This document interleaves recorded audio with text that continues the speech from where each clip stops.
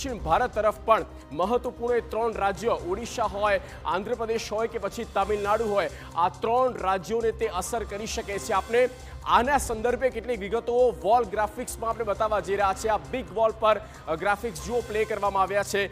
એક સાથે સક્રિય થયા છે 2 વાવાઝોડા જે અસર કરનાર છે કેટલાક ઓછા વત્તા અંશે, અને આ બંને વાવાઝોડા જે સક્રિય થયા છે તેની વિગતો મેં આપણે આપી રહ્યા છે।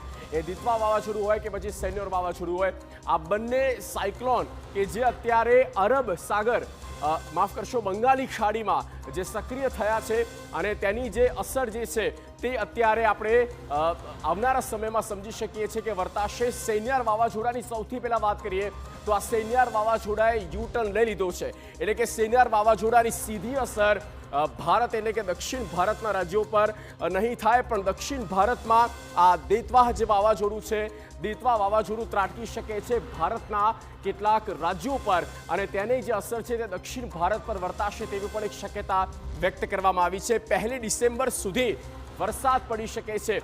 1 ડિસેમ્બરની આગાહી, વધુ એક આ પ્રકારની આગાહી આપવામાં આવી છે કે વરસાદ 1 ડિસેમ્બરની આસપાસ ભારતના કેટલાક તટીય રાજ્યોમાં, ખાસ તો દક્ષિણ ભારતની આસપાસના રાજ્યોમાં થાય તો નવાઈ નહીં। અને 3 રાજ્યો એવા છે જ્યાં મુશળધાર વરસાદ પણ થઈ શકે, અતિ ભારે વરસાદ થઈ શકે છે, અને 3 રાજ્યમાં વરસાદનું એલર્ટ આપી દેવામાં આવ્યું છે। દેતવા વાવાઝોડું, આ સાયન્યોર વાવાઝોડું છે તેની હવે આફત ટળી છે, પણ દેતવા વાવાઝોડું છે તે સક્રિય થયું છે અને મુખ્યત્વે 3 રાજ્યો છે જ્યાં તેની અસર વર્તાઈ શકે છે।